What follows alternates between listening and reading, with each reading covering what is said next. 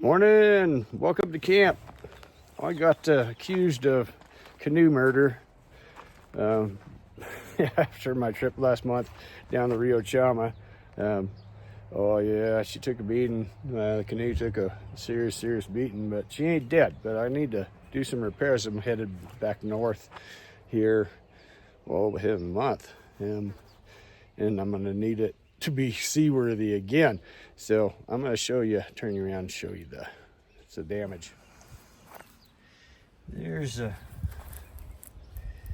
some of it, right?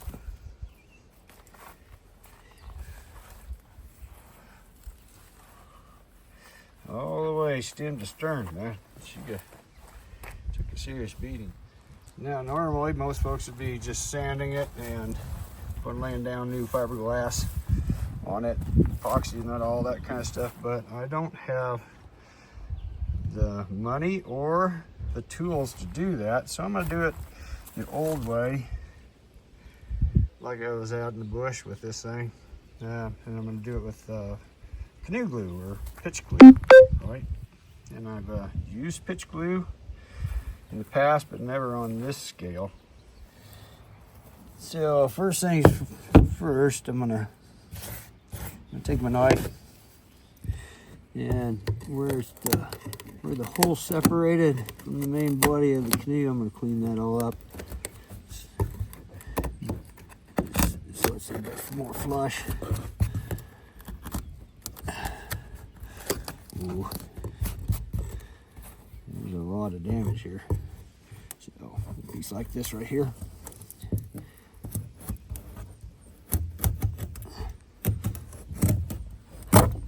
There we go. So I want it kind of where it's just even, right, not hanging out. There. And we'll get into the pitch glue itself. Yeah. Like I said, I've made pitch glue in the past, just mainly with charcoal and pine pitch and ponderosa mostly. So there's 3 ingredients I'm going to use. Number 1 is, of course, the pitch itself. And this is pitch off of pinyon pine. I harvested a bunch of beetle kills, and it just freaking loaded with pitch at the butt, and yeah. So if you can get like this here is just a big glob of it, right? But most of it is more like this right here, where I've had to bust up the stump. Yeah, so I'm gonna make a pitch still, put it on the wood stove, and see if I can coax all that pitch out of these pieces here I've had to bust up. We'll see how that goes. I've never made it on this pitch glue on this scale for sure. So the ratios are going to be a little bit weird. So the other 2 ingredients, right? So you need a temper, which I've just used charcoal. I'm going to try a couple of different things though. So this is sisal and jute rope, and I'm gonna bust it all up, put it in my my can for char cloth. I'm gonna do the same thing basically as I do with making char cloth. I'm gonna char this up and use that for temper. And the last piece is last ingredient is gonna be tallow. This beef tallow I rendered a year ago. She's still good, so it's going to be kind of a trial and error sort of thing. as far as ratio goes, with the temper, and then so I'll put this on the wood stove, and I've got a little and punched a hole in the bottom right with a 20 penny nail, and then I'm going to catch it in this. I'll get that fire going and try and coax this pitch out of big pieces, chunks like this that I busted up. We'll see how it goes. This works. Now I'm gonna put a lid on it. Just See if I can coax some of that pitch out of that wood. Now this wood stove should actually help, so I don't want that pitch to get too bloody hot.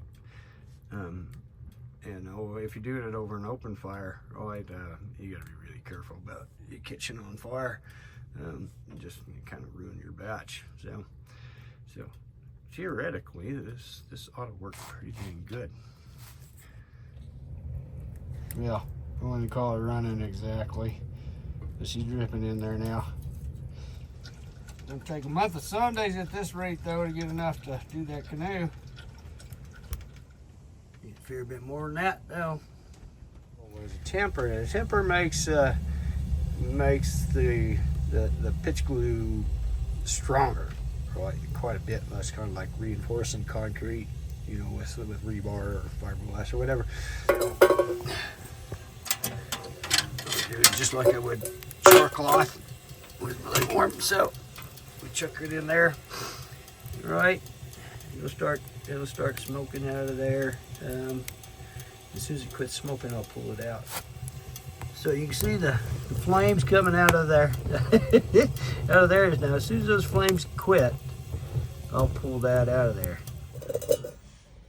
So yeah, that looks pretty nice. I'm gonna have to change my idea around a bit. As shame as that the beetles have done, and it's mixed in with the pitch. That's some serious stuff right there, and that's just that beetle dust, whatever it is, and mixed in with that pitch. Man, that is. I may have just discovered something. We'll see. Well, this would be number 4 attempt at melting this resin down. So the first 3 attempts, that's all I got right there. That pinion fat wood is about as fat as wood as I've ever seen, but I think the beetle, all the beetle, the sawdust, it gets in there and it won't let it come out. At least that's what I'm thinking. That's what I'm going with. So I'm gonna put this on and see if we can get this going. So the pitch still back on the stove. We'll see how it goes. Yeah, that's more like it.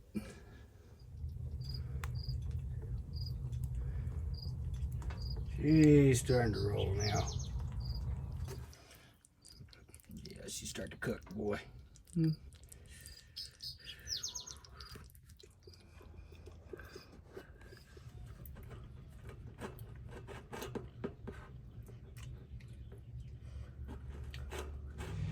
Well, 4th time's the charm. We've got the, oh man, there's probably 3-4 pounds, something like that, maybe 5 pounds there. Right. And that looks pretty decent. There's the dregs. Those were good for starting a fire. Now I'm gonna melt this down and add the temper and the fat. It's like solid as a rock right there, man. It's looking pretty good. I'm gonna add the temper. Just crush it up a bit in my hand. Yeah, it looks, I'm gonna have to try some more.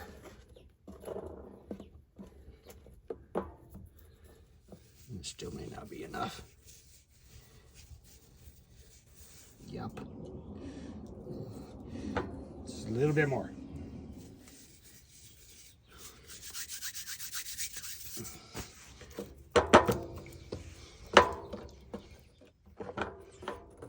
Yeah, I'm going to go with this.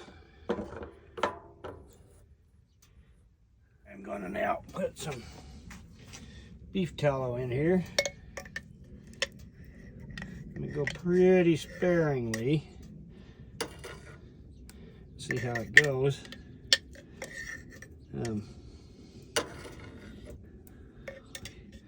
then I'll let it set up and see how I want to be able to just make an indentation with my fingernail, thumbnail, whatever.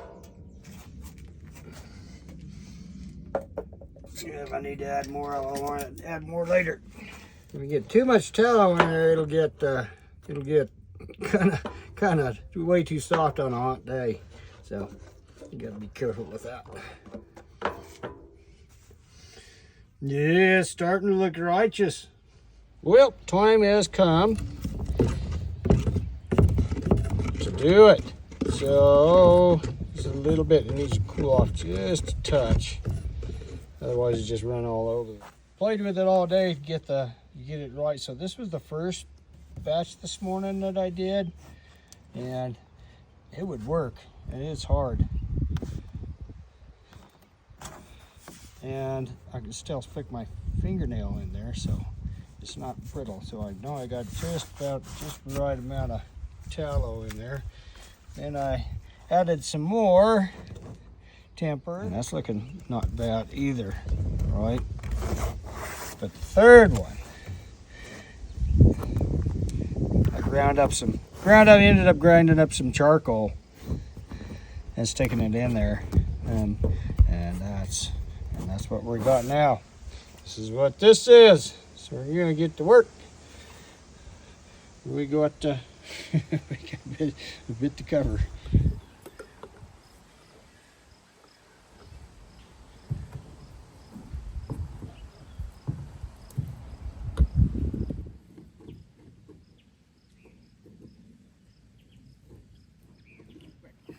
Gotta go reheat it. You don't have a heck of a lot of time between it's too runny and too thick. Get it work pretty quick here. I'm gonna get the nasty holes first.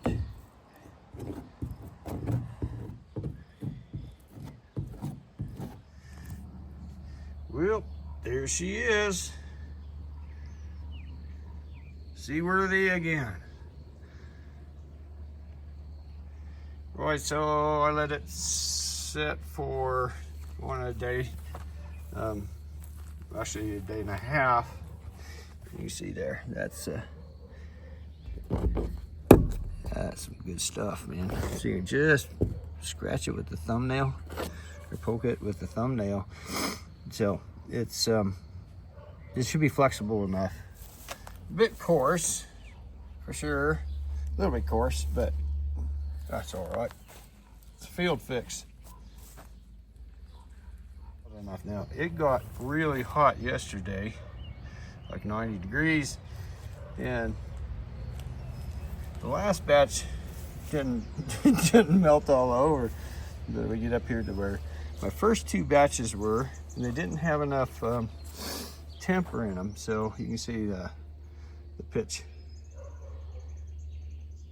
kind of leaked a little bit. It's still good, it's still hard.